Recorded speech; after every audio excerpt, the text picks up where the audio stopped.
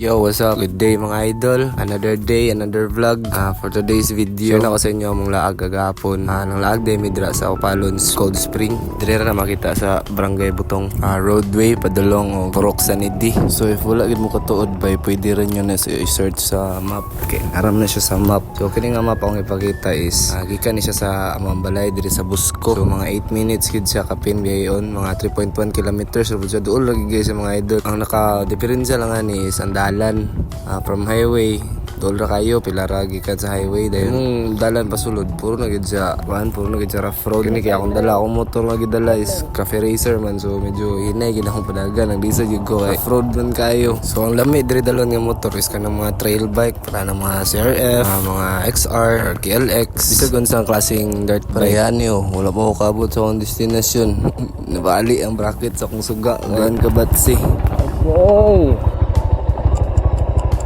Pero tayo mahimo di naman gid na siya masumpay anang gani kay nagsunod ako ang gumangkon nagkuano sila nagbawbao dito ron ako gibilin sa ilaha saan man tana kay di man gid matag-an ang panahon dai sahay gid pangitabo nga ato na bal pero padayon gyapon ta sa atong lakaw kay nakahinayak naman ta nya dool na naman pud good sa diri nga mga part idol is dool na gigkita.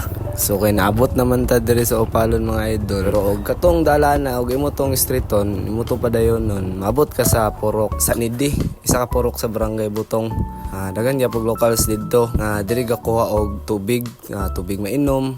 Sa una nga wala pa water district, si diri na sila gaba uban adto diri kay pabugnaw ligo karon gina na may water district, so dili na kayo daggan ang laba diri. Alasad nga adto diri is maligo na lang gud or kanang manag-ubog tubig. So kanang baliti ngayon nakita idol mo na siya ang gatag og tubod diha. Gisiminto ang ilalom ana kay para magpundo ang mga tubig, ibutgan din siya tubo kay para di mo salod ang manag-ob o kanang musag-ob o kanang mainom nga tubig ba. So makita ninyo sa mga idol nga gikoral siya kay ilam ni siyang gi-preserve good nga baliti kay mo ni siya isa sa water source diri sa Opalon. Pero dagan ni mga baliti diri mga kahoy diri nga gatag og kanang tubig. Ang ubang mga kahoy ug mga baliti mga idol is nadia sa sulod sa lasang, so di na ko ma-videohan kay suok mo gayo. Kini nga mga baliti mga idol is century old na ni siya, so karaan ni gini sila. Wala pa ko natawo bay nana ni sila diri.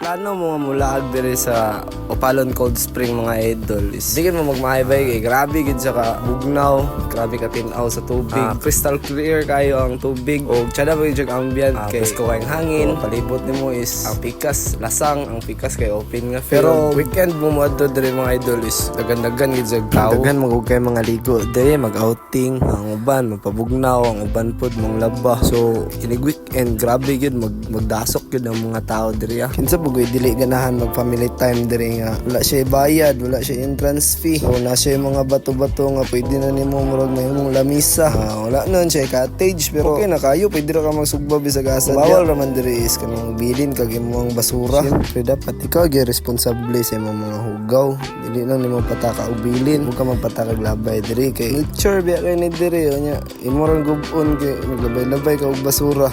Beta mga idol gusto gyud mo mapabugnaw pwede ra kay mo diri open kay ni siya diri nga spring bay, so wala gyud ni siya bayad.